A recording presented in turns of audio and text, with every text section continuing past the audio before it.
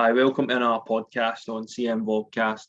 I've got a guest today who's going to introduce himself in a minute. Just remember, you can follow us on Facebook if you've not already done so, YouTube, and also remember we do these podcasts in conjunction with Men Matter Scotland, who have been supporting guys right through the pandemic despite all the restrictions. So they're also on Facebook, they're on YouTube, they're on Instagram, and they're on Twitter, just at Men Matter Scotland, and the hub's still open if anybody's really needing any kind of support. Doesn't matter really what it might be, even if it's just going down for a game of pool. The guys are all there, and they're a great bunch of guys. So just remember that that's available.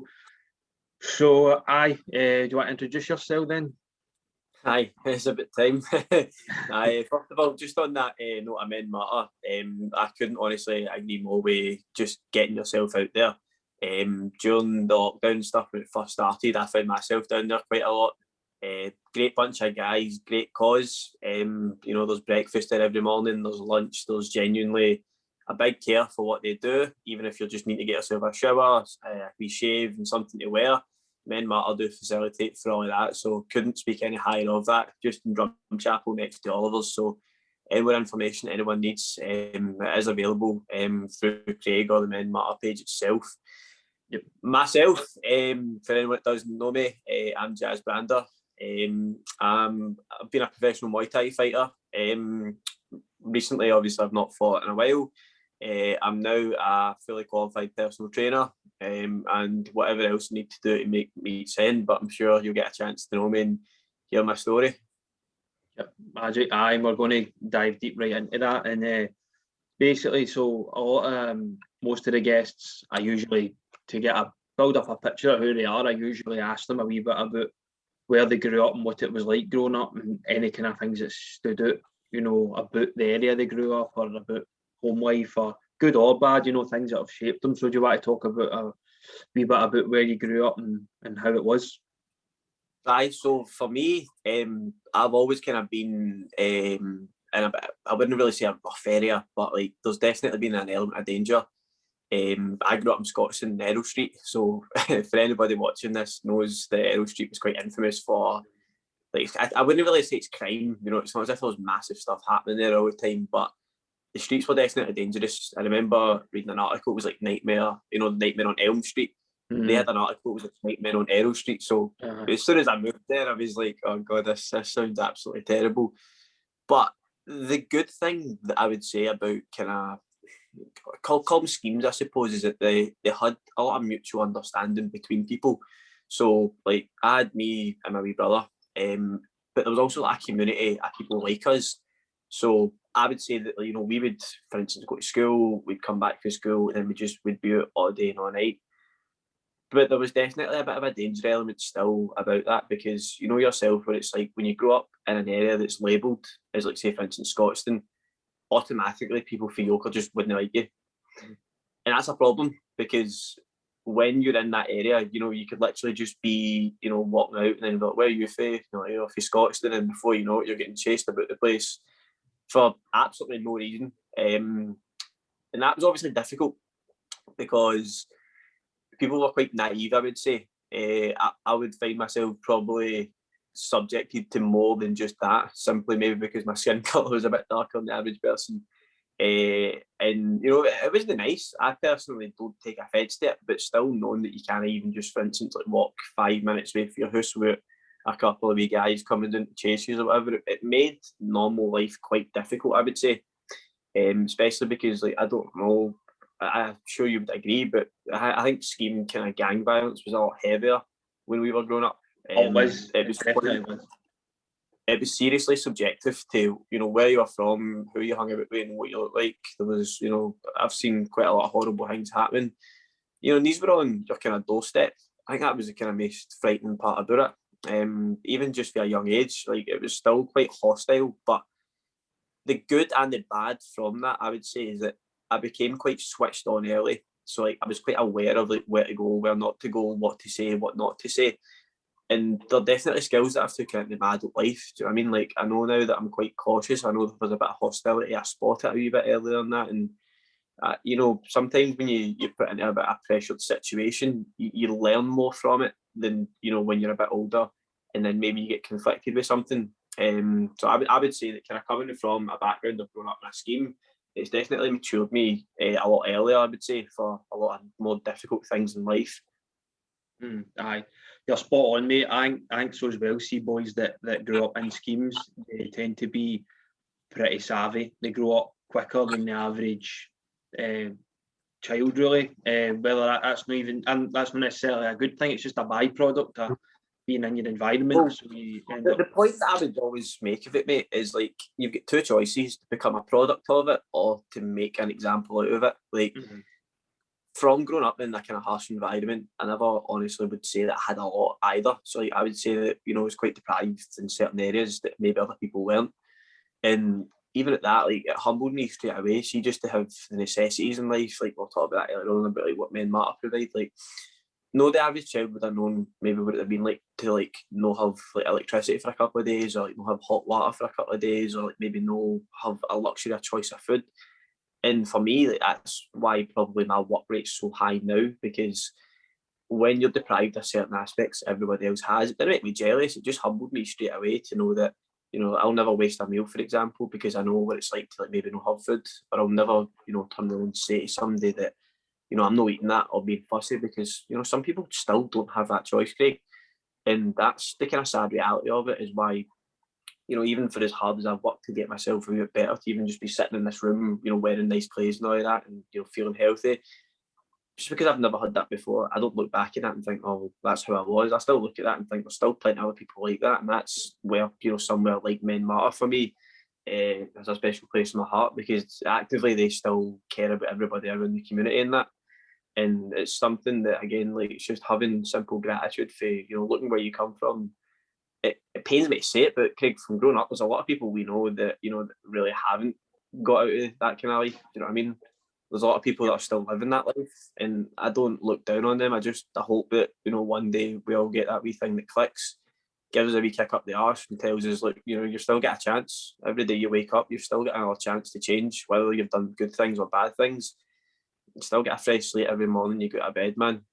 Yeah, aye, you're so spot on, mate. Like, I'm the same, mate. I'm grateful, because like a lot of people who are still in that life are just no too different from me, but maybe the difference was I had a mom and dad that gave a fuck and made sure that I wasn't.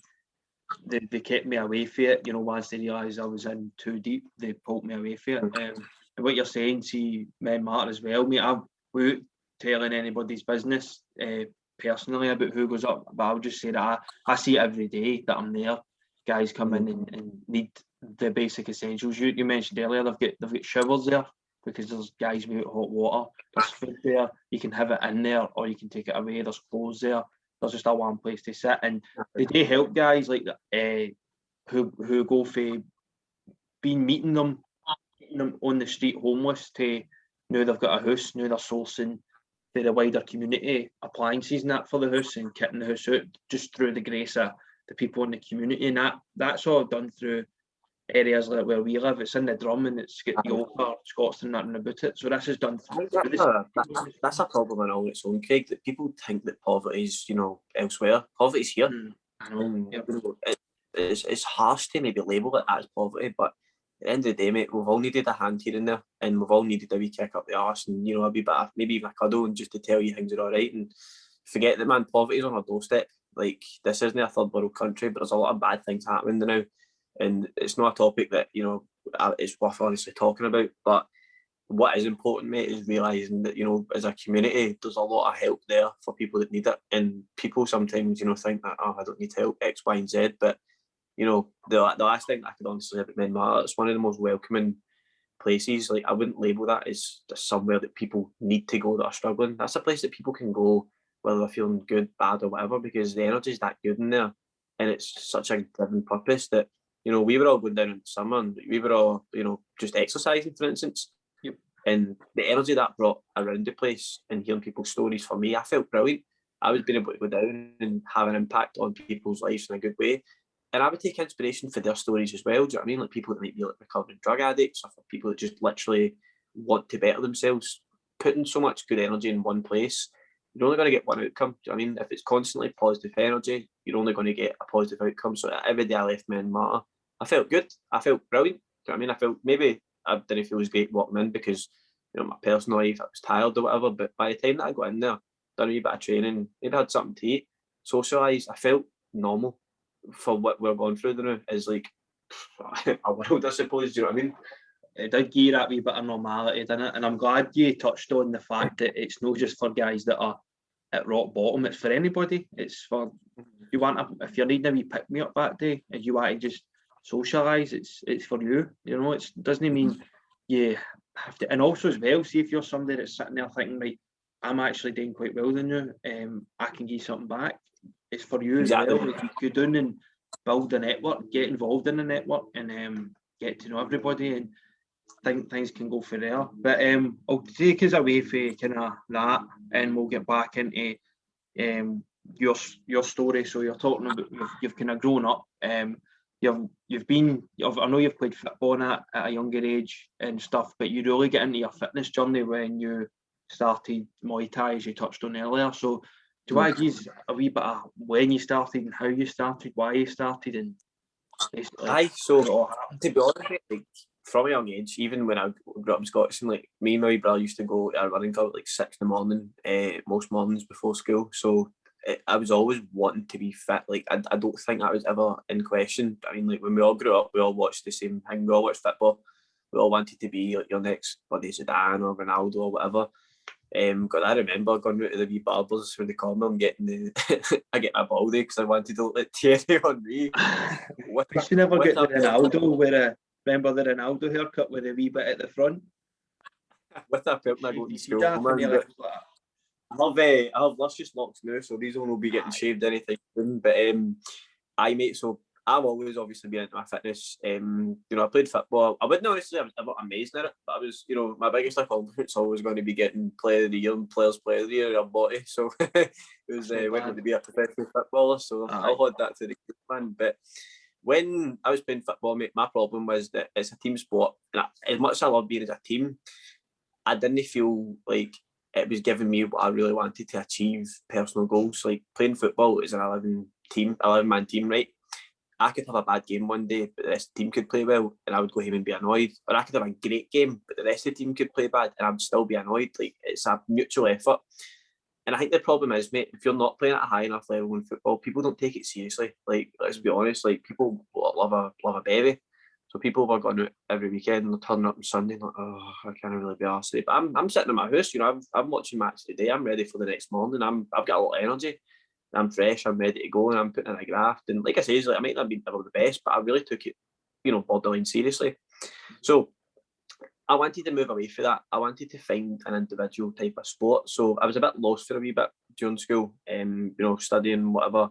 You know, I was running a lot, playing football, and then, you know, I felt good. And then my stepdad always kind of talked about Thai boxing.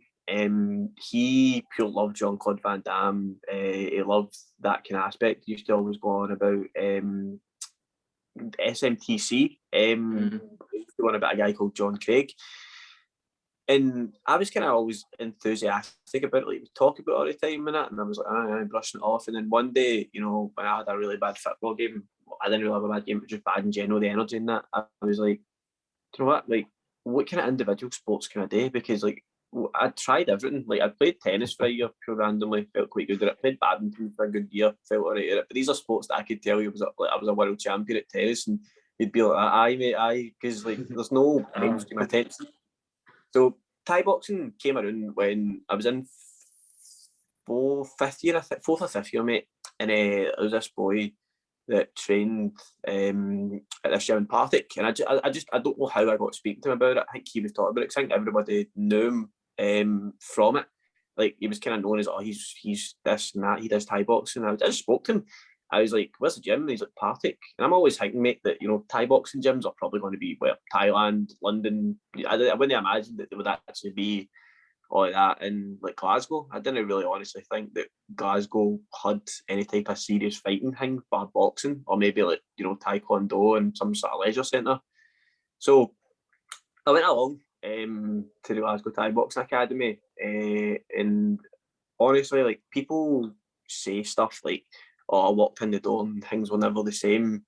People say that it was life changing. Like, I could not honestly explain to you, mate, the rush that I got the first time I tried to hit a pad. It was horrendous. Like, I must have threw a kick to a pad and nearly broke my toe. But like, I think for me, mate, the self discipline taught in a martial art is second to none. Like, I don't think people can honestly, explain the rush. Like, you know yourself, mate. When you first start something, you fall in love with it and you become obsessed with it. It's as if there's like an attention disorder there where all I could think about was Thai boxing for a wee while. Like, the first day that I walked into that gym, I felt at home. I felt as if it was a pure environment that I would thrive in. And that's when I phoned my pal Nico, and I was like, "Mate, I genuinely think you would love this," because like we kind of like ran together, we played football together and that. So then we started training together. We were doing there, God, every night. We'd split ways, we'd watch Thai boxing, all we would do is sit and text about it, talk about it, and it just became a pure healthy obsession.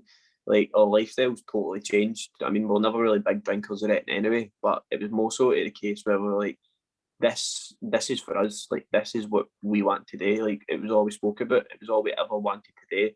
We would just be running and we'd be sitting and talk about like these Thais we didn't even know, but they were world famous, and we were just sitting, "Oh, wait, we watched like these two last night and it was this and that," and there was total good energy about Thai boxing. And going for there, look at Nico now. He's a European champion. He's just fought. He's fighting all over the world now, and that literally just started with me and him just in a wee gym in Partick.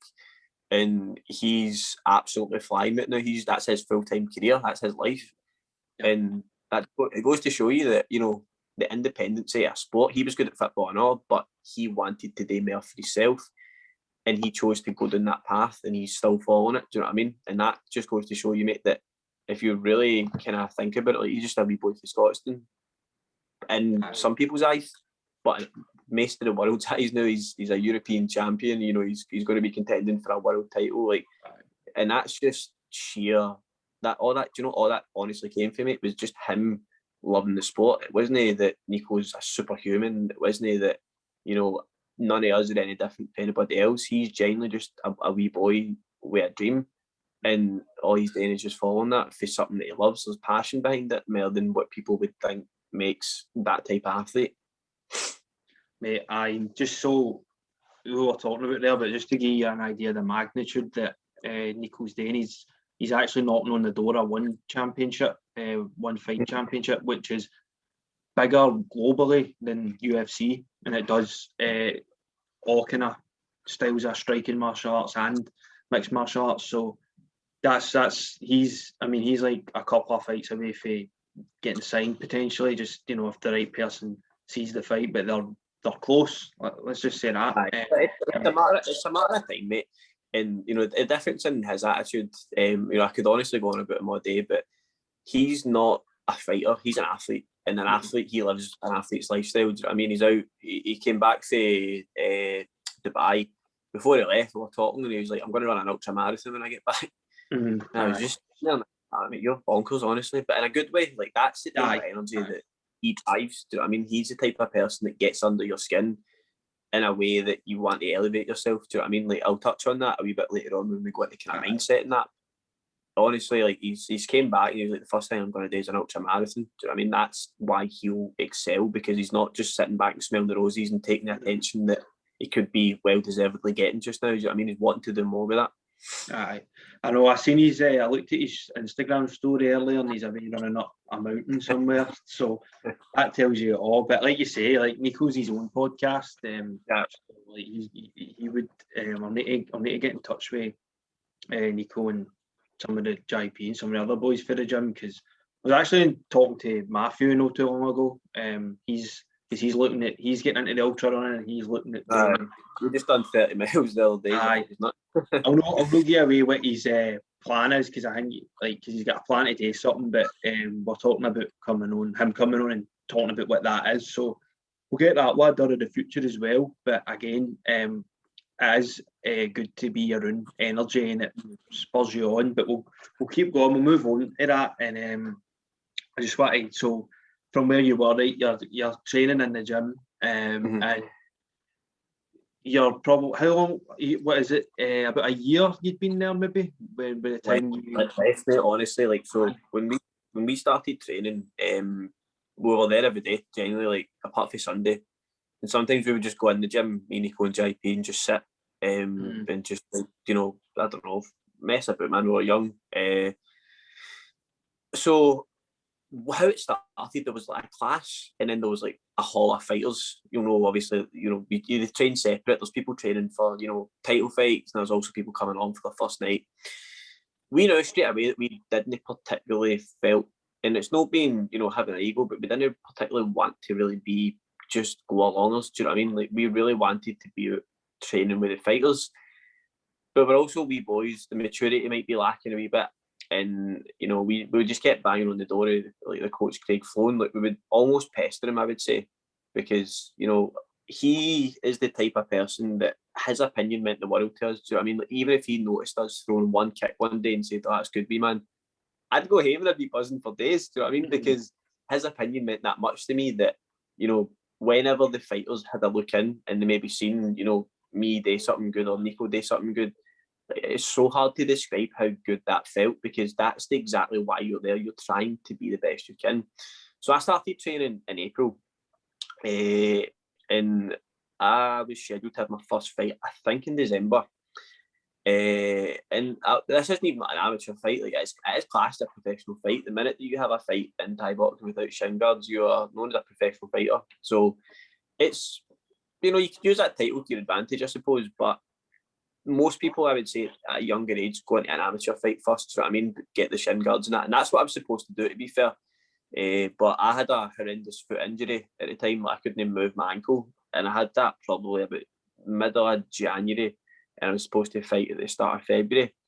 So with that, then I withdrew for that, and I was scheduled to fight a professional fight in March. Sorry. So that would have been 11 months of training. I would take time off of that because Christmas was there, I was injured, and stuff like that.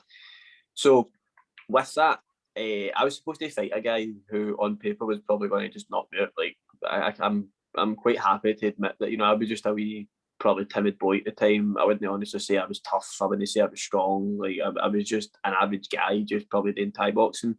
And because I never sparred hard with people, I think I set the example that probably I've not got it in me to, you know, hurt somebody.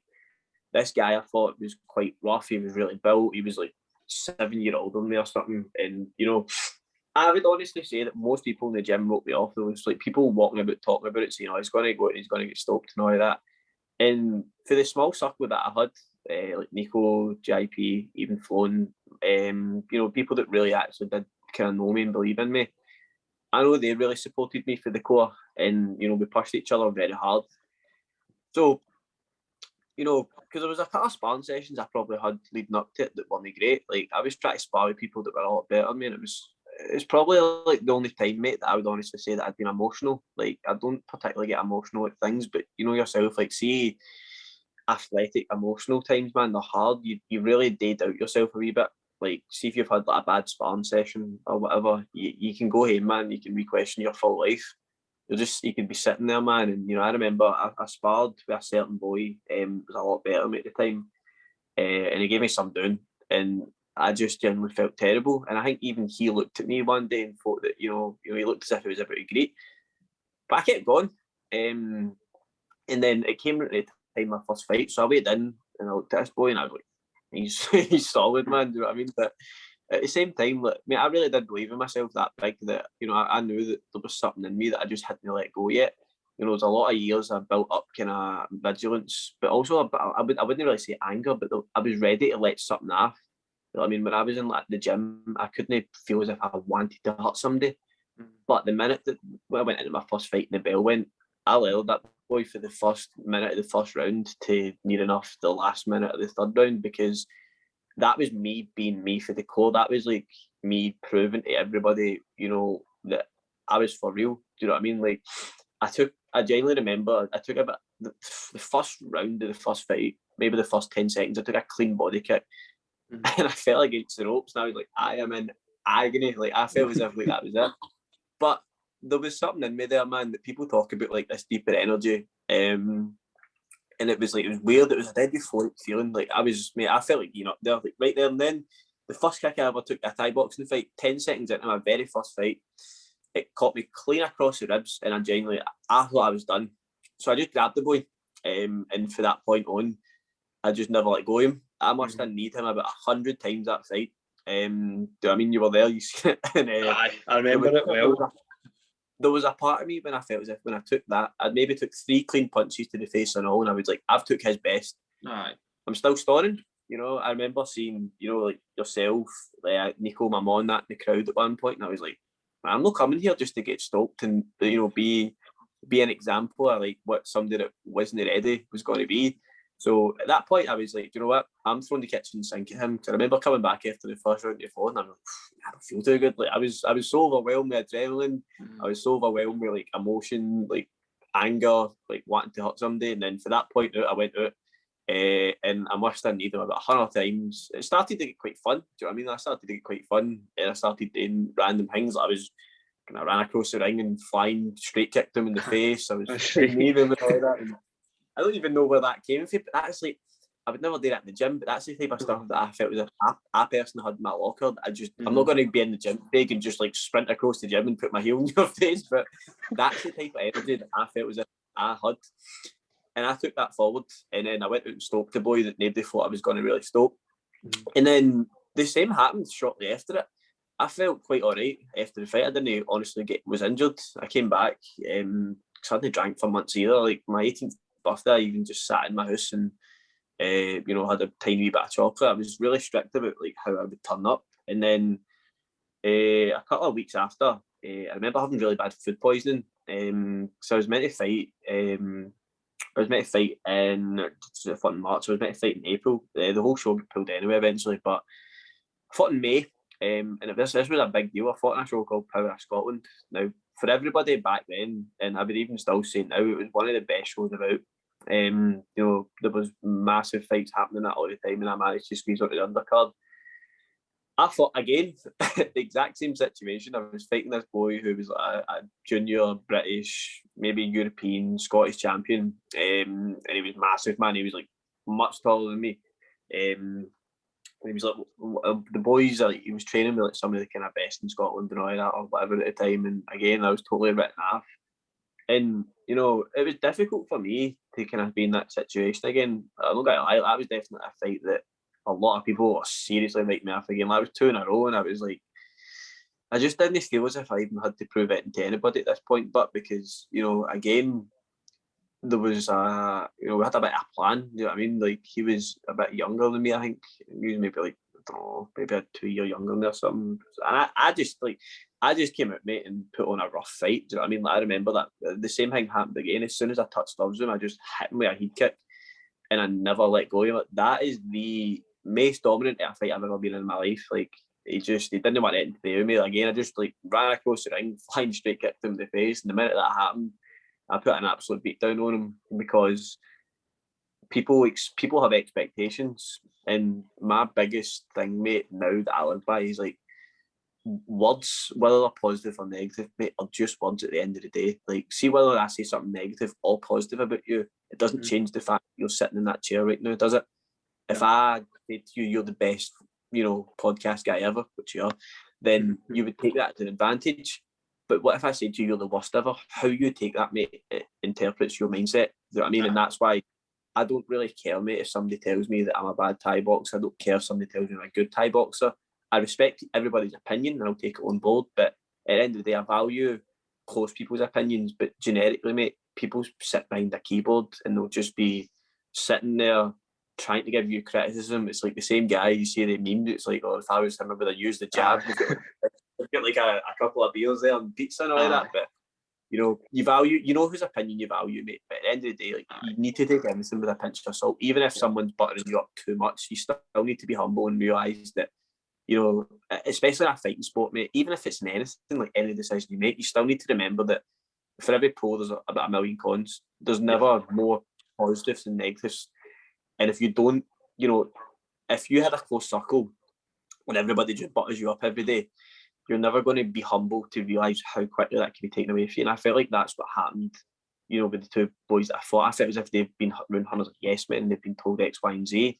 Yep. And it's not went well for them because of that. Do you know what I mean? I'm not taking it away from my ability, but I've also just overcame a hurdle myself. And I feel as if they've got to that hurdle and thought, what now? Do you know what I mean? I want to show you something because what you just touched on is so spot on. I've got this book here. It's called The 4 Agreements. It's like a wee kind of self-help book. So it's just 4 different short kind of ways to live. But the second one, it's called the second agreement. I'll read it. It says, don't take anything personally. Nothing others do is because of you. What others say and do is a projection of their own reality, their own dream. When you are immune to the opinions and actions of others, you won't be the victim of needless suffering. And it goes into depth in the actual chapter, but it is everything that you just said there. It's if somebody's saying to you you're not ready, you're going to get stopped. That's their opinion. Exactly. It might be an informed opinion, but it's still just an opinion, and it's what's the same way. If somebody's walking about the gym going, you know what, man, I've seen him, he's fucking shite. You're going to fucking stop him with the first punch. You can't. It's just an opinion as well, and you can't listen to that because you've seen it. Like you're saying, the boys might have been around yes men. Like, this boy's his first fight. He's going to be raw. He's never been digged in the face. So when he comes out, and that boy in your first fight, he digged you in the face a couple of times and he booted you hard, and he's probably thought, once I do that, that's going to be enough. And once he's done that and it's not enough, there's no plan B, there's no contingency. So he's sitting there going, he's just took my best, and I never mentally prepared. It happened to me almost. Mind that time I fought a boy out in Troon on a Savama show, and I'd watched him fight, and I can genuinely look at him and go, he didn't look up too much. And I thought, as soon as I clock him, it's lights out. And I did clock him, and he nearly went out the ring, but he beat the count. And after the first round, I'd spanked basically all my energy. So I think if I'd been more controlled, I would have got the stoppage later on. But I had to just fight a point fight after that because I never really had the energy to pile it on, so I had to just fucking drag it out to 5 and just went. I wanted points, but then it looked good. The last thing that I'd probably touch on in that as well, mate, analysis isn't always accurate. Like, see, for instance, right, let's just hypothetically say that I was your coach and you're my fighter, right? Let's say you put on you don't look good, right? To analyse what you've done wrong, like say for instance that, so I'm your coach, you're my fighter, but then I'm somebody else watching. That's a lot of examples. So somebody else is watching your fight, we'll say, right? And they're looking at it and think, well, doesn't do this good and doesn't do this good. As your coach, I should pick up on that before anybody else does. Do you know what I mean? Like, that's why it's difficult to watch somebody's fights and actually, see realistically if they've got a good coach. I remember like kind of Flo would always say that to me. It's like if somebody had a good coach, they would actually pick up on the bad things that you see them doing in their fights, and you would expect that to be fixed by the time you come around. Like, me and you could plan a whole game plan on, well, Craig maybe drops his right hand when he throws his left. Ideally, by your next fight, your own coach should pick that up for you to fix that, so you have the lesser risk of being hurt. But whether you fix it or not, whether that's in your adrenalised state, you don't know. It's good to obviously analyse your opponents. I do agree that watching videos and that is key, but expectations, are never going to be the same. Like, especially if you're a professional athlete, you should be trying to better yourself every day and pick up on your flaws. It's good to analyse, but at the end of the day, you can't look too deep into it, mate. Yep, absolutely, mate. You're so spot on. It's just good to remind folk that, take people's opinions, but take, as the old saying goes, take it with a pinch of salt. Just develop your own analytical skills in your mind so that you can subjectively say, right, they're telling me I'm fit enough, but I don't think so. They don't know what I'm feeling when I might look like, I might have a poker face when I'm doing whatever, whether it's running and I'm running fast, but I might be dying inside, but I'm just not showing it. So I know that I need to be better. So that's what the people in your close circle understand. You know what I mean? Like, I could honestly, hand on heart, say that the people that I've trained with that I actually genuinely have like love for, I know when something's off for them. Do you know what I mean? And you know how to constructively support them rather than negatively criticise them, because at the end of the day, mate, it's a ball of, you know, it's the biggest roller coaster ever. Like, I couldn't honestly describe that to anybody. Like, we'll touch on that obviously a bit later on, but like, you know, the emotional side of a fight, man, it's rough, and it's never the way that people see it. Like, especially when it's just like it's for 15 minutes or something that you fight, but you go through 8 weeks of torture for it. Do you know what I mean? It's mental. Aye, well, that's really what I wanted to kind of move into. So we're talking about, you know, you've had it your first two, and you're kind of progressing through. You end up going. You've talked about C class, which to anybody that doesn't know is the first kind of sort of professional, as you were saying, style of fighting. But it's no complete professional rules. It's there's no elbows or knees to the face involved. You would move into B class, which Jas done, which is now knees to the face are legal, and then eventually A class, which I've done as well, which is full Thai rules. So so the way they fight, Thailand basically, so it's like everything goes. The structures themselves, you know, it's something that I'm not really that interested in, but like, it makes sense for progressing people who maybe aren't wanting to take it as a career, because the minute that you get elbowed and your face is opened up, you're scarred for life. And I agree with it in that sense. But moving away from that, so like, kind of progressing Thai boxing, it is difficult, to be honest with you, mate. Why? Because, you know, I think I was 17 when I first started training, so I was a year off, like, leaving school. And there's a lot of big decisions you need to make. Do you know what I mean? Like, you kind of find yourself. Like, I personally wouldn't say that, you know, I left school and had the opportunity to go to uni, and honestly, I didn't really feel as if it was for me, mate. I felt as if I was that obsessed with Thai box to me, but that, you know, quite naively at the time, I thought that I could maybe make a career out of it. And I genuinely think that, you know, most people could, but there's a lot of sacrifices that need to be made, and I don't have the stability to think that that's an option. And for me, probably the older I got, the more of a hobby it became rather than a lifestyle. Do you know what I mean? Like, I thought that, you know, Thai boxing was that much to me that I would go on to be, you know, X, Y, and Z at it. And, you know, I don't feel me running it. I was happy enough with it, but I'm not content now. Like, I couldn't honestly sit here, mate, and tell you that I'm happy with how things went, because, you know, in a latter stage, my head maybe wasn't in it the same, and I was fighting more out of trying to prove a point to people rather than me actually wanting to fight.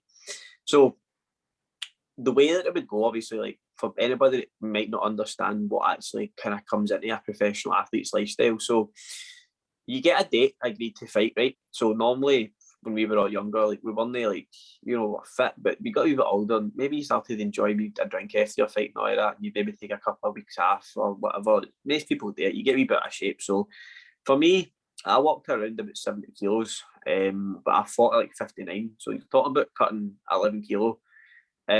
So normally we would say 8 weeks. 8 weeks is your standard starting point. So, for instance, the start of 8 weeks, the first couple of days are always going to be rough. Like, you're completely changing your diet. You know, you're feeling just, you know, you're going to be a bit excited. The first time you go back in the gym, you know, you're kind of buzzing, like, I've got a fight now, that I'm ready to go.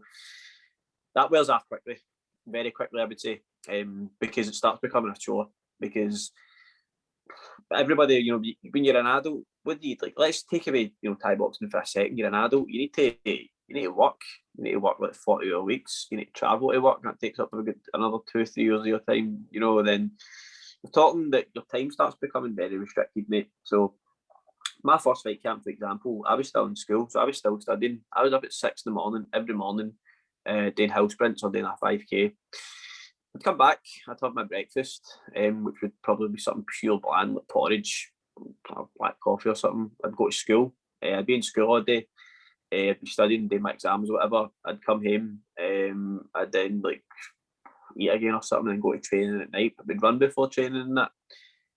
Think about that as an average day, but that's like every day, and that's what people, I think, don't see the ins and outs of it. You know what I mean? Like, so when I started becoming a bit more an adult, mate, I'm talking like, I think I was working in retail for a wee while, because I was like, I can be a part-time, you know, sales advisor, but I'm, you know, a part-time Thai boxer.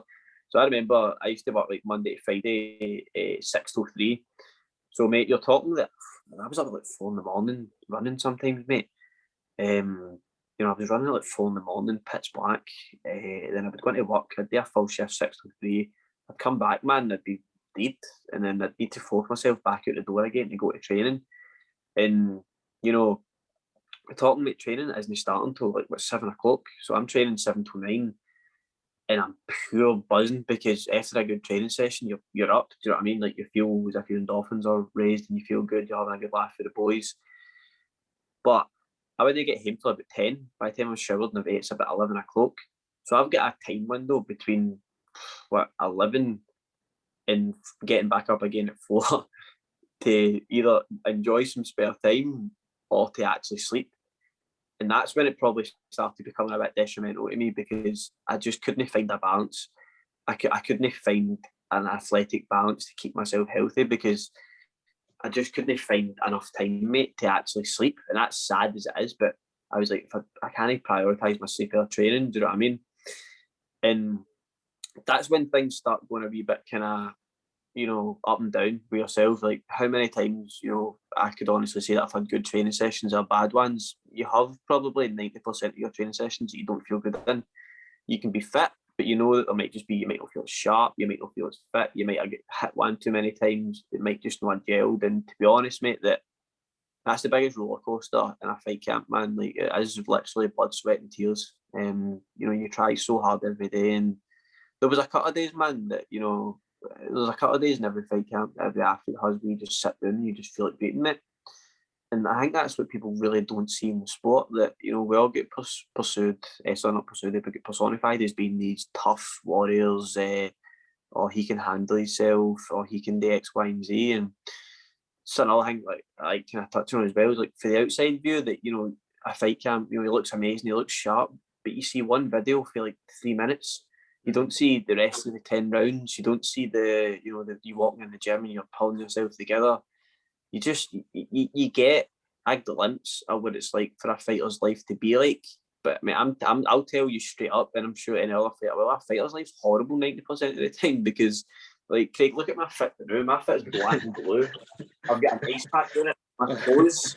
My toes are honestly black, mate. Like, and my feet look horrible because I've been training that much.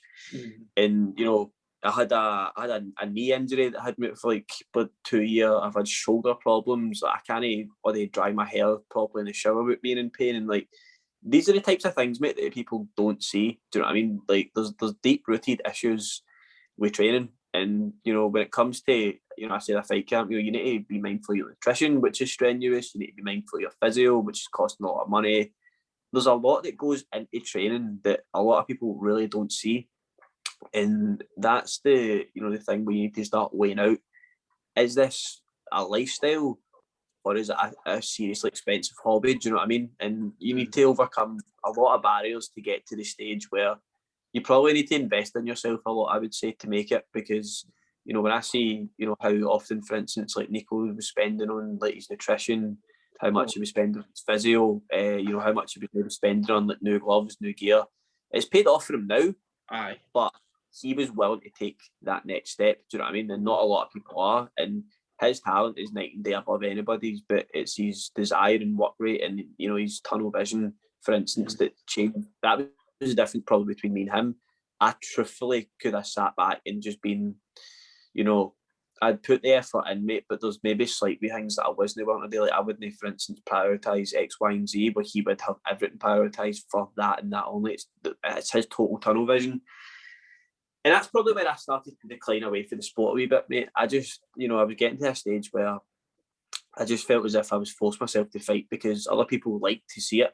So I mean, people would maybe look at me and think, oh, when you fight next, when's X, Y, and Z? And truthfully, like, I knew I was quite good, but I just wasn't probably putting in the right work rate anymore. My head was a bit elsewhere, a lot of issues at home and a lot of struggles. I was trying to work hard and make a career, and I was probably stuck between being a Thai boxer, a family man, like a carer, trying to be a boyfriend, trying to be even, make a career for myself and that. And I was just so conflicted, mate. I was in so many different places. And you've got to remember that in the fight game, man, you can't be anywhere else bar there. Do you know what I mean? Like, I took some, I definitely lost some fights that I really shouldn't have. And I needed time away from the sport. I think I really did. I couldn't have put myself through that because I was losing fights, man, that I just know that I shouldn't. Like, and it really bothers me to this day to sit here and think that I've lost a couple of fights, because if I take an honest beating off somebody that's better than me, fair enough. Do you know what I mean? I'm no key man. I'm not going to just pull results out of the bag day after day, but I generally do believe in me that there's somewhere that, there's a lot of unfinished business, and I think that's what I've proved to myself in the last year.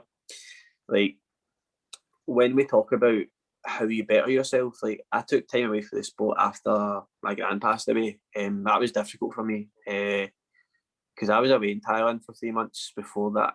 And I remember talking to her about like what I wanted to do myself and that, and she couldn't have been any more supportive. She basically raised me and my wee brother when we didn't really have supportive parents, and that's something I'll touch on with the kind of charity work that I've done recently and that. But like, when that kind of happened, mate, I just couldn't put myself into that position again. Do you know what I mean? Like, I just knew that my mindset wasn't the same for Thai boxing anymore. I just felt as if, like, the person that I would always go back to and tell her stuff, I just felt as if that because that wasn't there, mate, I was lost for a wee bit. Do you know what I mean? And it was difficult for me to put myself back into the gym after that and think that I really want to put myself into a really, dog pit of a fight camp again, because I felt as if, like, I hold my emotions that well that if I put them on the line again, probably just going to really, go down, and I had to really take care of myself mentally, because there was a lot of dark times then. Do you know what I mean? Even after that, when Jordan passed away and that as well, that was quite close there. I'd come out a long relationship and that, and I just kind of sat, mate, and I was like, I need to stop being Jas the athlete for a couple of, it's been 2 years maybe that I took clean, and I just need to start being my own person. Do you know what I mean? I need to realise, mate, that people label you for who you are. You know what I mean? You might get labelled for, doing good things in life. You might get labelled for, try to build your podcast now. But at the end of the day, mate, they're just things that you're labelled as. And that's what my problem was, mate. I was labelled as a fighter. And I labelled myself as one. I put pride in myself on it. But I never actually sat back and thought, who am I behind that? And that probably took a lot for me, mate, to be bold and actually just sit down and say, I can't do this anymore at that time in my life, rather than what it is to sit here now feeling amazing again and, replenish myself. Mate, it took a couple of years, mate, but I don't think people really value themselves enough because they feel as if they need to prove stuff to others. Do you know what I mean? Like, I feel as if a lot of people feel as if there's necessity to perform. Like, for instance, if you have a commitment, mate, you need to follow through with it. You do, but you also need to remember that you're the person going through that commitment and you need to do it for the right reasons. And it's mature for me to admit that I was fighting for the wrong reasons after a wee while. And as much as I enjoyed fighting, I lost my love for it because I was probably forced myself to do it when I really couldn't be asked, mate. I didn't want to.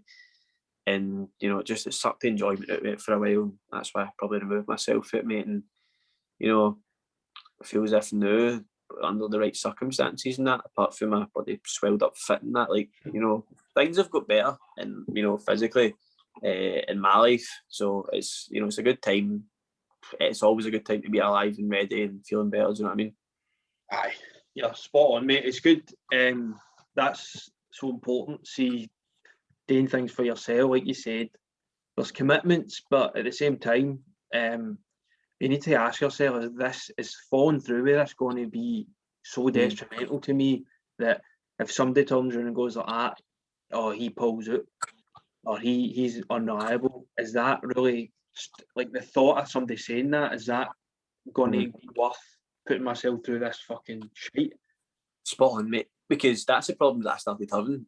That, I'd pulled out a lot of fights for certain reasons. Some might have been ridiculously personal reasons, and some might have been injury. And maybe that was getting to the point where I was starting to become quite stressed, mate, because I was involved in that situation so many times. Like, there's so many fights that were meant to happen for me that didn't. And, granted it never happened, mate, that it put a lot of pressure on me as a person, maybe started tarnishing my name a wee bit. And, I just kind of thought, I don't care anymore, because at the end of the day, mate, it's like, it doesn't change me as a person. Do you know what I mean? And I was just ridiculously unlucky with so many different things in life, mate. And I'm glad that they've happened, because I wouldn't be sitting here now feeling so fresh and healthy and with a better mindset if they didn't, because I'd maybe be in the same circles, mate, as than ever. And that's why the hardship of certain things happen to you, they either make or break you. And for me, I can truthfully say they've made me. Aye. Definitely, mate. It's good that you can say that. And you don't know at the time, something so bad can, like if you, for example, you get people that, you know, they lose their job and it seems so bad at the time, but they think, do you know what? I'm going to try something new, which we'll talk about, which you've done recently, and pursue a career that they really love.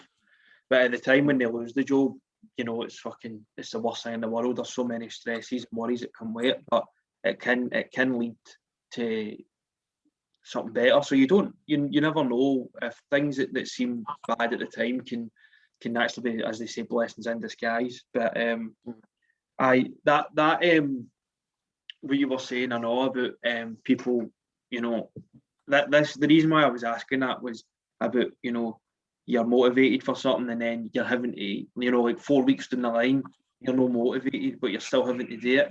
That's for obviously to hear your side of the story, but also as well, you being a PT now, that's something that your clients will come up against, and that's something that they can look to you and you can say, like, listen, I know how it feels like you start and you've got all this motivation, but no you don't. So it's like, how do you keep yourself going and you know how to do that?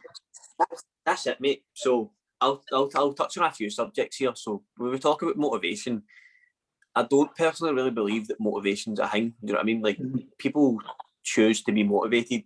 Like it's easy for me to tell you that, oh, I'm so motivated right now. Do you know what I mean? It's me branding myself as, you know, oh, I'm motivated. What is motivated, mate? Like motivated is word. Do you know what I mean? Like, oh, I feel motivated. I'm going to get up and I'm going to go run today. Do you always have motivation? No, because if you feel motivated today, then what difference was that yesterday? Where was the motivation yesterday? A lot of people say it. I think David Goggins banged on about it a lot, but it's drive. Like it's drive more than anything. It's like a clear goal. You can't just choose to be motivated one day. Do you know what I mean? And maybe it's a harsh way of maybe saying it, but I won't beat around the bush. Like you can't just choose to be motivated one day. You need to have a drive, and some days the drive might not be as long. Sometimes the drive might be tiny, but I think having a clear-cut drive is the way forward. So my kind of story in the last year. So obviously what we've been going through is ridiculous. You know, it's difficult. You know, we've been robbed of a lot of different things. And that's something, you know, I'd be happy to talk about another day. But for me, like what people probably don't see is the hardship behind Instagram, right? So on Instagram, I must look like I'm loving life right now. You know, I'm doing so well. Truthfully, I could hand on heart say that's the worst year I've probably had with things happening to me wise, but I've took a grip of that and turned it for the better. So I worked last year as a fraud investigator. I worked in cruise and retail. I worked with 3 over the phone. I worked with a property company doing kind of home reports and stuff. I've took shifts doing a delivery driver. I've became a personal trainer. I've done charity work. So that's about 7 different occupations I've had before I'm Jas, before I've, you know, remembered I've got a dog and I've got home care and responsibilities as well. That's just 10 things in the last year, mate, that are quite, you know, commitment-wise, right? And that's all before I've even lifted a weight. That's before, you know, I've even walked out the door. These are mandatory things that I need to do before I start looking at other things. So I've worked all the jobs. How many jobs have I honestly currently working right now? None. I lost a good couple of the jobs. I was made redundant. You know, jobs obviously are all over the place right now. I took some leaps and gambles. I had a house bought, for instance. I had a mortgage on a house, property bought, bid accepted. COVID regulations changed. You know, I went to paying a 5% deposit to up to paying in the region of like 15. And then, you know, so many other fees got on top of it. And then I lost my mortgage because I was made redundant. So I'm thinking, mate, that, you know, I've always wanted to move out, have my own space, build on life for myself. And, you know, I was honestly that close to it, mate. And, you know, I was honestly like, see if I'm losing all the jobs and losing my mortgage. I had a couple of health scares as well. I was in hospital twice. My health wasn't, you know, at its peak. It's nothing I can really control. But I mean, it's a lot of bad things to happen in a short period of time. Do you know what I mean? And when they all happened, that's probably when I got a grip of myself. Like I remember, I had a drink in May last year, right? And I came back, mate, and I was obviously really rough. But there was something off my lungs, like my lungs weren't feeling good. I couldn't breathe. And I don't know, mate, I think it was a string of panic attacks, to be fair.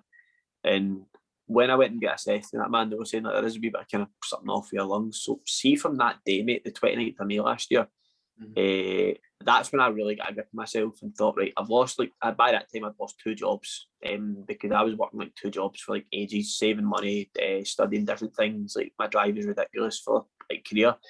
And, you know, I sat there in May, mate, and I was like, I've just lost another job. I was gutted, mate. You know what I mean? I sat there, I was rough. Your feelings get the better of you. I felt as if, like, man, the world's really ending for me. Like, I can't get my house anymore. I've not got a job. I'm going to start losing money. You know, people are going to look at me like a bum. What am I going to do with myself? And truthfully, mate, the 29th of May last year is probably the best thing ever happened to me, full stop, mate, because I said to myself, I'm not drinking for a year.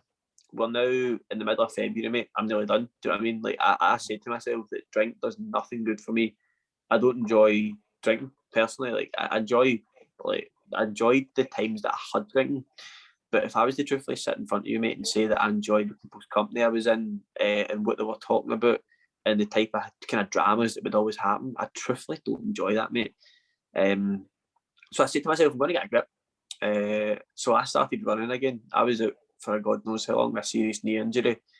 I started running, and funny enough, I re-injured myself, which brought me right back down again. I was maybe about a month back into like this whole new jazz, and I was torn right back down again. So, you know, that again put me out for running between the end of July, and I didn't run till January. But then I started thinking, how can I better myself in between that? So all I honestly done, mate, is every day I would record every workout that I've done, how I felt, what I could do better. Like, I just totally self-analyse myself from top to bottom. And, you know, for instance, I never used to be able to do a pull-up because my shoulders were just in agony all the time. I do pull-ups for fun now, do you know what I mean? I do press-ups for fun. I really took into consideration that there was a lot of things that I always told myself that I can't do. And that was something that Nico said to me years ago, like, can't isn't a thing. Do you know what I mean? He was saying to me, like, I can't, just tell yourself, I can, I must, I will.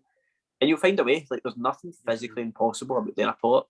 There's ways that you can build that from start to finish. So obviously, as a personal trainer, I'm thinking, you can't do a pull-up. Well, let's strip it right back to, like, maybe even just get to a state where you start with, like, one here, and maybe get you in a bar and you just hang from it, and then we'll maybe start to progress that. And mate, that's the same in every aspect of life. Like, I really, really, really looked at my situation and thought, well, I can always buy a house again. I can always get another job. I can always, you know, run another mile. There was nothing physically impossible. But I put it this way, like, I didn't lose a leg, for instance. I didn't lose a family member. I didn't lose something that tangible that would stop me from still being able to do something. And from that point, mate, I just trained so much body weight. I cycled, I took care of my health, I bettered myself, you know, I researched into like more things about like maybe like vitamins, like for every morning, for instance, now instead of having a coffee, because I know that might trigger like I might end up pure wild for the anxiety of the coffee. I just have a hot water with a lemon in it, and you know, it helps with my digestion, for instance. It keeps me feeling fresh. I probably get the same lift off that as I would be a coffee anyway. So between then, all I've really done is I've mapped out things like obviously I became a personal trainer.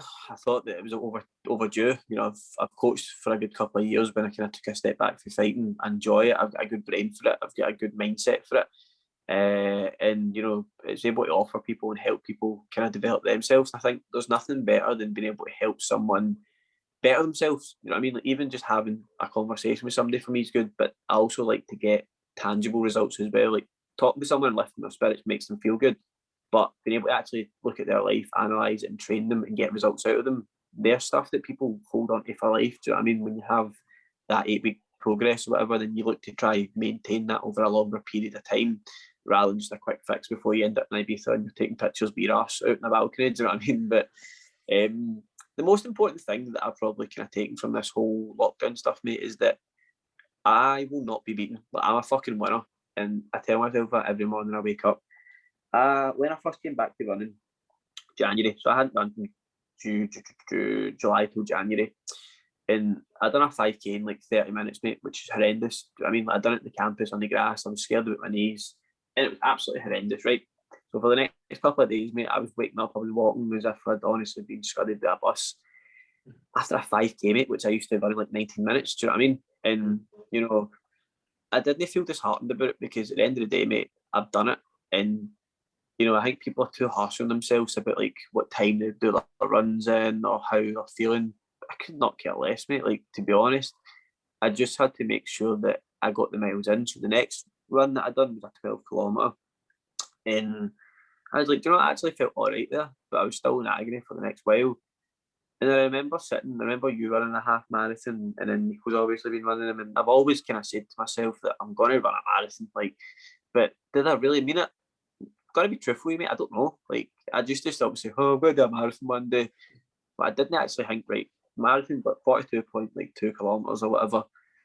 Furthest I'd probably ever ran it was 17, I think. And I was like, you know, that's quite a bit on it. So I set out my third run back into running and done a half marathon. Well, I actually done more than a half marathon because I'm an idiot. So I ran 24.4 kilometre, and after it, mate, don't get me wrong, I didn't feel great, like my legs and that, but that really started to open my eyes to limitations, because I probably felt as if my first 5 kilometre, mate, I felt terrible. Then I got to 10 and I felt a bit better. And I got to 15 and I started to fucking really believe, like, man, I feel great right now.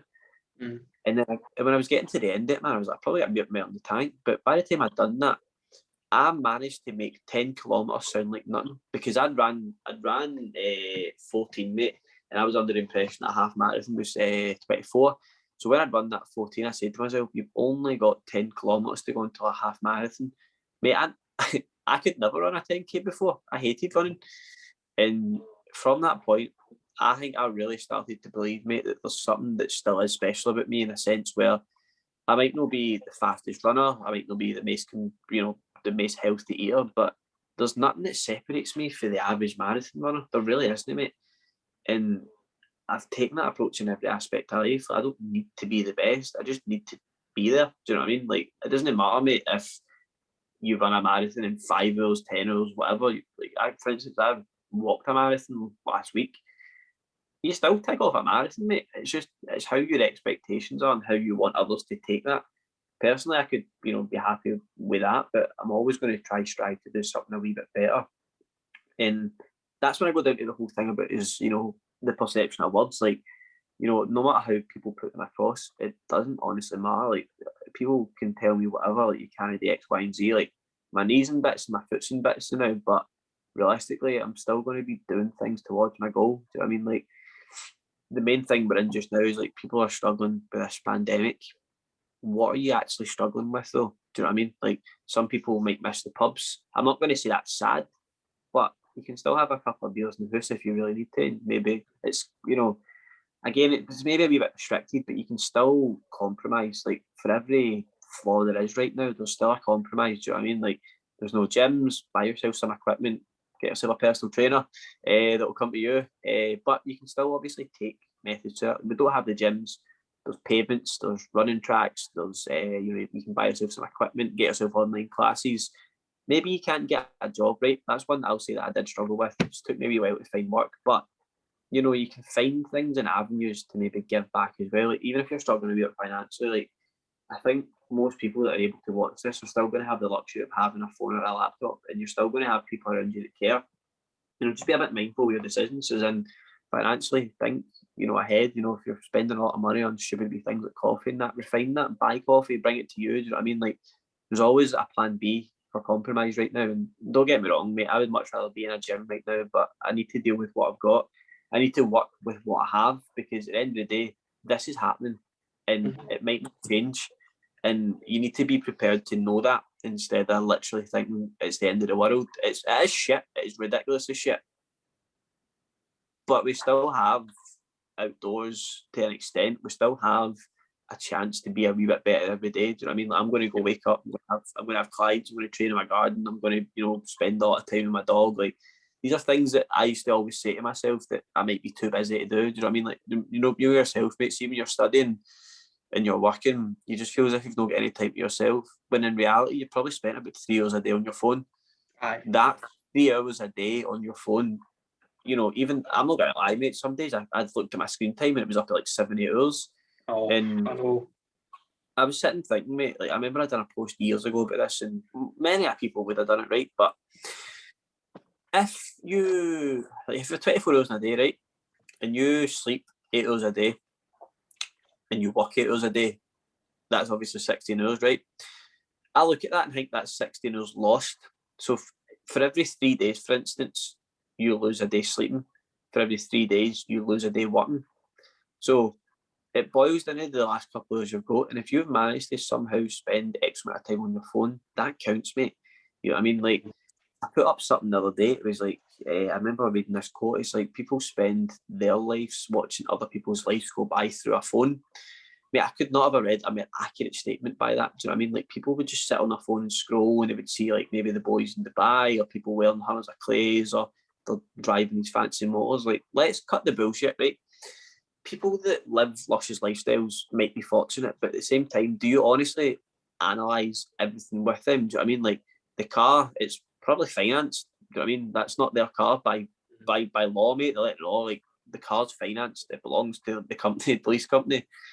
And people might be skinning themselves to make meets end, to make sure that, I drive a big car, this is me, like, I'll take videos of me driving or whatever to impress people. It's not impressive, because, I'll tell you what's impressive. You buy the car outright, but, we're all in the same boat when it comes to, wanting maybe things in life, but there's definitely a lot of logic where people can look very well off. Like, I'll hand on heart tell you right now, Craig, that see when I probably looked at my riches, I was my poorest, because I had no value of money for a while. Like, because I never had it growing up, mate, there were stages where, I work in Cruise, a high-end retail shop. I'd spend a lot of money in clothes. Do you know what I mean? I remember having 4p in my bank at the end of August. I had £3 and 4p, and I literally just managed to get myself a meal deal. And I had 4p left, and that was another day in my life. I was like, I need to get a grip of this, man, and realise that that's honestly ridiculous. Like, see, when you have that type of attitude, like, I don't get paid until then, is all right. If it's already mentally degrading. And I started to maybe look at my spending patterns and realise that, you actually probably could be pretty well off. I don't know, everybody's definition of well off is all right, but even, like, I don't like talking specifics with money, but at the end of the day, mate, that if you're making, in my opinion, right, see if the average person, like, I was maybe making like maybe 1,300 a month, there is no reason why you can't save half of that. Because even if your car costs a wee bit of money, your phone bill, you pay digs at home, you spend, maybe even take half, even if you put £400 away a month, mate, for that, right, you leave yourself with enough to cover and still more. Doesn't sound like a lot, mate, but over a year, that's £4,800 you've saved. Do you know what I mean? And that's me just going by the generic average person's kind of minimum wage type of money. Do you know what I mean? And some people don't even have, like, a lot of financial commitments. And it's something I'd really bang on about, man. Is like the value of saving money is ridiculous. It's something that I think is important in this day and age, mate, because some people feel restricted because they're skint all the time, and it's a harsh way to live. Do you know what I mean? Like, I don't personally think that I would like to go back to living month to month. I'm not saying that I'm very well off in the slightest. I still worry about money a lot, but at the end of the day, if you ask me to go do something, I'm not going to have that hesitancy I used to have where, like, that'll maybe leave me with like £3 or £4 left. Do you know, I'm not going to, again, like, go in hard on that, because some people's circumstances are different. I know people that have had to move out and they have to work X amount of hours, and they've got a lot of commitments, and it happens in life. But my advice to anybody that still lives at home is, start thinking about, your finances, man. We're all at an age that you can do a lot with money. Do you know what I mean? And you can really give yourself a good life, knowing that it can be as daft as analysing how much money you spend on coffee. It can be as daft as how much money you spend on, like, stuff for ASOS you don't honestly need. Because, once you get to a stage where you're comfortable, that's when you can start really enjoying your life. Like, we all want to talk about, doing productive things, or, things in life tangible you can go enjoy, like go on holiday and stuff. Like, I used to make meets in all the time, and like I says, people would have probably looked at me and thought, he's very well off. Like, I will hand on heart tell you that I was absolutely skint when I was wearing bloody. I was getting on a bus with a pair of £750 shoes. That's ridiculous. Do you know what I mean? Like, I was getting on a bus to work with a pair of shoes that cost me that much money. Yeah, That's fucking ridiculous. See, I done another, like, I wasn't trying maybe I was, but wasn't necessarily trying to have a dig at people when I done this, but I was just trying to like shed light on it, like, because you see that I wrote a Facebook status like the other month like that, like you see people with like $1,000 worth of clays on in their profile picture, but yet they're sharing it now when a Chinese restaurant or that goes like, oh, share, and you can win like a chicken fried rice. I'm like, mate, I'll be the last time I share one of them then. But like, man, you're sitting there be like $1,000 worth of clays, mate, trying to win a £2.50 fried rice. Like, what's went wrong? What's happened to you? But again, I know it's like, I know it is a wee bit having a dig, right? But I'm just trying to kind of shed light. Like, I read a book. It's a good book called Rich Dad Poor Dad, and it's the author, and it talks about how him and his pal used to get basically taking the piss at them because everybody thought that they were skint, but it turns out his pal's dad was absolutely loaded. He just never flashed it. But he had restaurants, and anything he did buy was like he'd invest money, and then when the investment came back, he would buy a car with like money generated through investment, as opposed to earning money, spending it. He would like earn money, invest, reap the rewards, and then spend the rewards. But everybody thought that they were skint, and they weren't. And that's who he got a lot of the wisdom off to write the book. So just it's the same as what you were saying there. It's like that kind of leads us into what we were going to talk about, was idolising people. And it's because see, when you were being skint's never been good, right? Because you've got bills to pay, mortgage, house to feed, and everything else. But now what we've got is also got the added luxury of being able to look on, pick your phone up and look at everybody else who seemingly looks like they're living a life. So normally you're skint, you're getting to look at everybody else who's no skin, and people are worshipping these people, idolising them. Who you think is not skint, I would say. That's right. I mean? Because it's easy for me to assume that someone else is doing well in life when you never actually know the full story behind closed doors. You know what I mean? Like, I've probably said things today that some people wouldn't even ever understood. You know what I mean? And mate, that's just a part of being honest with myself and realising that people looked at me as a professional athlete, a personal trainer. I struggle with a lot of things. You know what I mean? I'll be the first to tell you, man, that life is not easy. No matter how easy I might make this running look and that, like this is, Craig, I've sat with ice and ibuprofen gels, and I've had to go for like X amount of like salt baths and that to just walk normally. I spend countless hours, for instance, in physio, where I couldn't physically walk up and down stairs. I had to walk upstairs backwards during fight camps and that. And these are the things that creep into my daily life that you'd see me running a half marathon. You wouldn't see me lying on my flare feeling as if I can't move after it. You don't see me, having to struggle to walk around for the train station after that. You don't see the darkness and the light. And that's why when I feel like people look to people for inspiration, be careful, because you get what you perceive. That's what I was talking about earlier on. Like, you might only see a minute of me sprinting, but you might not have seen like the me really having to dig myself at the deep part. And I definitely agree with projecting in a sense, do you know what I mean? But also agree with taking action. So, like, for example, that my kind of like people that I surround myself with is like yourself, your brother, like people like Nico, Calvin, who are all athletes. Do you know what I mean? And that puts me in an athlete's mindset, and I feel elevated in their energy because we all project good stuff onto each other. It's not like who can go out and drink the longest or look the best. It's about who can really, we're setting healthy boundaries. So, I mean, we're no in competition with each other to think one's better than the other. We just want each other to all go forward as a team. And that's probably what I value most in life now, is like I look to different people. Like, for instance, I'll, go straight out and say that, for instance, like David Hatt, a boy that me and you know very well, he's leading, for me, the personal training industry. And that's a healthy person that I look at and look up to and try to draw inspiration for. I draw inspiration for Nico for his mindset, his work ethic. I draw inspiration for you with your whole kind of community, your work. And then obviously it's pals as well. They're three people that I'm pally with that I could sit down and have like a coffee with. But I always have these kind of people that I look to draw wee facts away from, and it's healthy to have a good set. Do you know what I mean? Like, see if you follow good pages on Instagram, like good quality pages, like obviously like David Hatt, all the MTN coaches, Nico, yourself, and your social media time is consumed with positive stuff only. Yeah. That only has one outcome. Do you know what I mean? Like for instance, I was on social media this morning, I seen something and it got me a bit anxious because I was worried about it. I just put my phone down and I went, you know what, I'm going to stand up, look about my room. This in my room right now in real life.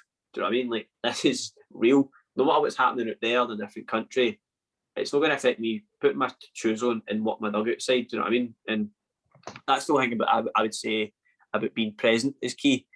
Mm-hmm. People worry about the past, what's happened in the past, or people worry about what's going to happen in the future. Can you control either of the two, mate? Like, you can't. But today, you can be present and realise that I might not feel great, but I'm going to try do something about that, and we'll try project tomorrow. So I'm going to go do something in like 5 minutes, for instance, that's going to make me feel good. That energy is good energy. I'm going to take that energy into me, into my sleep, into the morning, and the morning will be a good day, instead of me worrying about the shit that I can't control, like money, jobs, whatever. I can't control any of that, and I can't take back what's already happened in my life, but best be fucking reassured that I'll be working as hard as I can to make sure that I don't have the same mistakes from before, and a day look forward and I healthily chase, you know, somebody that's doing well in life, instead of thinking about, oh, he's doing better than me. No, I love that. I love people doing good. If anything, in the industry that I'm in, there needs to be good personal trainers. There needs to be mindful people. There needs to be that in life, because I just look at that and feel fucking proud of everybody around me. So I mean, like, I bring good energy no matter where I go. I don't bring bad energy to bring other people down. The last thing you want today, mate, is like, we all have up and down days, man. And the last thing you need is for somebody to project their energy onto yours. Do you know what I mean? You need to protect that shit and realise that it is so, so, so important to be around people at the right time. And if you identify that you might not feel the best, you know, do something about it, man, or talk about it. I feel as if this generation prides themselves on being tough, hard men, and, you know, feelings don't matter. Just because I'm not an emotional person, it doesn't mean that stress is really detrimental. Do you know what I mean? I'd rather honestly be able to sit in front of you and just cry and get out of the way, but it doesn't really work like that sometimes. And I think that's probably where I gel best with people, is like emotionally level with them. And I think that's what makes me a good coach, that I don't just have the personality. I like bringing somebody in, take money off of them, and then leaving them. I want to speak to them before they come in, moderately during, but also after it. Do you know what I mean? It's like total customer service, but putting the customer service aside, it's also been, you know, relatable to people. And I think that's what, you know, a lot of the industry lacks, is people that really care. And it's rough, but, you know, the times we're in right now, I don't really feel as if I have much of a choice but to care, because, you know, we're all trying to support each other, do better. And simply that's why, you know, my circle's so small now, that you've got a lot of people that you might call pals, but are they pals? Would you phone them? Would you go a coffee with them? Do they really bring it into the table bar, catching up, and they end up putting you in a headlock and telling you how they miss you? Do you know what I mean? There's a difference between somebody that phones you and checks in on you and, you know, gets under your skin in a good way, like, oh, how you doing? Are you training? You know, we all have pals that, you know, I could go probably weeks without speaking to you, but when I speak to you, it's genuine interest or genuine conversation. It's the same way, you know, Andy and that, like, it's people that as adults, we're all on different paths, but we all still have the same love and respect for each other. And, you know, it's difficult for everybody mentally. I'm not going to lie. Like, there's some mornings I wake up, like the morning I woke up and I've just chose, like I said, I wake up, mate, I tell myself I'm a winner, I get up and do my shit and I really go with it. There's also mornings where I wake up, mate, and I just don't even know if I can do it anymore. It's in the state where it's like, I've got so much momentum that we crash. We all crash, mate. And people might not expect me to sit there and openly say that some mornings, man, I wake up and I just don't even know if I've got energy to get out of bed. Mm-hmm. And, you know, I probably dilute that a wee bit worse by sitting on my phone or whatever, but it's difficult, mate, for everybody to, you know, just adapt my mindset, for instance. Like, I don't have like a pure bulletproof mindset. I'm definitely like subject to like feeling down about certain things or being overly critical. But all I could honestly say to everybody, man, if I was to give one piece of advice for this, is just be present. Like, it's really what I live by now. Like, I can't worry too much about what's happened or what's going to happen. You just need to genuinely look at yourself today and think, get up, man, go do something, be productive. I mean, phone somebody. You know what I mean, buddy? I would sit and honestly talk to anybody that felt as if they didn't have anybody to speak to. I would go a walk with anybody that felt as if they didn't have anybody to go a walk with, because at the end of the day, that I care about everybody in a sense, even people that might have done me wrong. Like, I look at their actions and think, you know, what's really bothering them. I don't really take it in personal, mate. Like, personally, and you know, it's a controversial opinion, and I know a lot of people might not like it, but like racing, for instance, for me, I don't agree with other people, but if somebody was to sit and give me a hard time about the colour of my skin, personally, mate, I don't care. Like, how many people go for sunbeds? How many people hate being pale? How many people don't enjoy their own skin colour? I love my skin colour, for instance. Personally, mate, for me, that if somebody, the worst thing they've got to say about me is my skin colour, they don't have anything bad to say about me. They're just trying to bring me down. I've never honestly cared about racism in the sense, to me, I don't agree with it in general, but again, mate, that just shows somebody else's true colours physically. I mean, but like when it actually does like kind of boil down to it, you know, again, it all comes down to words, mate, and how you let somebody's perception. Like, for me, I look at myself, mate. I know I'm a good guy. I know there's a handful of people that I know that have bad things to say about me, because all I honestly do, mate, is try drive good energy into people. You know, solely, mate. I just want to be happy with the people around me, and you know, any clients that I ever have, anybody I speak to, I know that they feel good speaking to me. I get a good laugh out of them. I get good results out of them. And in general, mate, like right now, even I just have so much energy that I just can't wait to use the day, because I enjoy speaking to you. I enjoy putting my opinion across, and I hope that people watch this and they get a wee smile on their face and they think, he's no different for me. Like, I'll hand on heart say that right now, that I'm just Jas, an average guy. You know, my health's not the greatest. My mindset is strong, but it's not always there. But I always remember at the end of the day, like, my end goal is, for instance, like, genuinely just to one day be able to solve all my like problems at home and be able to like buy my mum a house or whatever, you know, solve her problems, and having that one wee goal in the back of your head. Every day doesn't need to be balls to the wall. You don't need to be fucking out running massive miles or saving serious money, but do a wee bit, like a tiny wee bit every day. Even if your tiny wee bit is just getting up and bloody walking 5 minutes around the shop, or, you know, writing something, like, there's nothing that's stopping that from that. Like, the more time you spend procrastinating, the more grey hairs you're going to watch go by. Do you know what I mean? Aye. Like Jordan Peterson says, start, if you want to change the world, just start by making your bed. Like, get Exactly. up and make your living space somewhere that you take pride I in. know. I made the effort, don't worry, Craig. I'll not show you my bed, because I don't practice, but I preach. But you're touching on a lot of good points there, mate. And I think that what you said is so true. See what, like, obviously we touched on earlier, how what people say isn't about you, isn't anything really to do with you. It's about how they're feeling about themselves, and you know, they look at you, and if the best thing they can say or the worst thing they can say is about your skin colour, I mean, that's just generic insult number 4. Well, exactly, mate. It's with a kinky pose. You try to get female fans watching this. No, I need to put my phone in charge. Otherwise, I'm just going to hit pause rapid, because I could be putting this laptop on charge, but I'll just hit pause and we'll come right back. Just ignore the fact that I'm out of breath, but end up fucking take my Douglas Square go there. So basically, we've touched on a lot of good things, and I hope people enjoyed the dynamic between me and Jas, because we are actually going to be. I'm still going to keep this CM Vlogcast. I'm still going to do podcasts from M Matter when I can, but me, Jas, and another one of our pals, Dario, and a few others will get involved. We're actually going to start our own podcast, and it's going to be similar stuff that we've talked about today, but it's also going to be a lot light-hearted stuff. Show you the funny side, our kind of group dynamic, the pattern, the banter, and it's just going to be a light-hearted kind of funny kind of podcast. And what's your thoughts on it, Jas? You're looking forward to getting it going?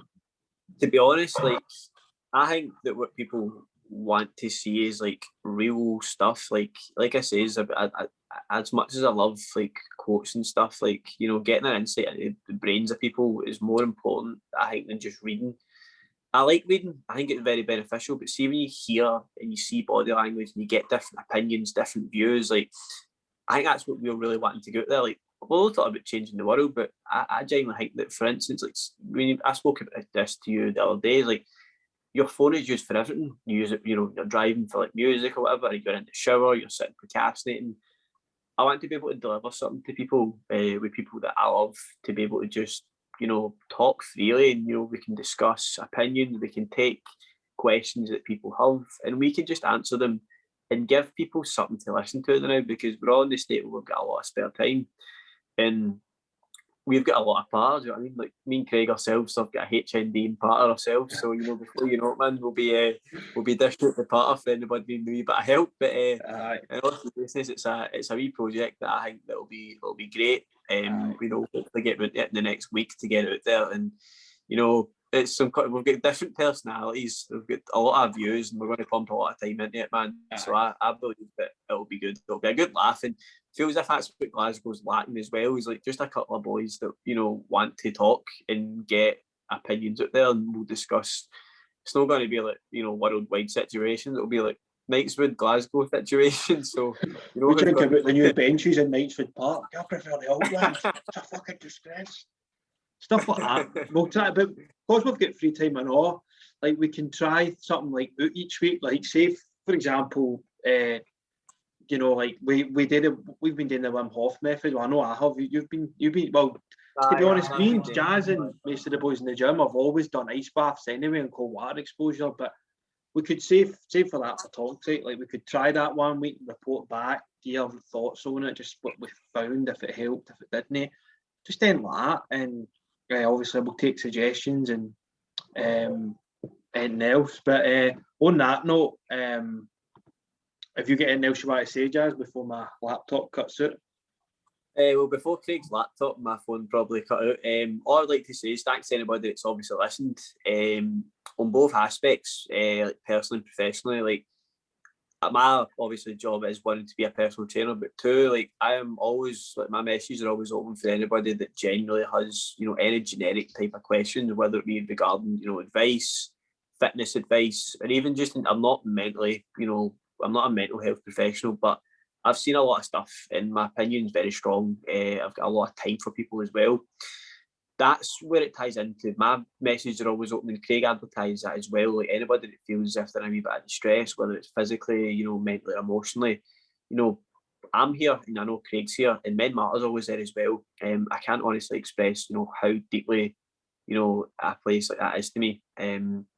So myself, you catch me on Instagram, Facebook, just Jas Brander, my name. Obviously Craig Maguire as well, CM Podcast, and Men Matter Scotland. All three, you know, are more than happy to take time out of their day to help. I can't honestly express that as well. You know, even whether male or female, I'm always available, as a voice and an opinion. And I'm not saying that I'm the smartest person in the world, but I've got a lot of time. You know what I mean? I've got a lot of time for anyone, in any situation whatsoever.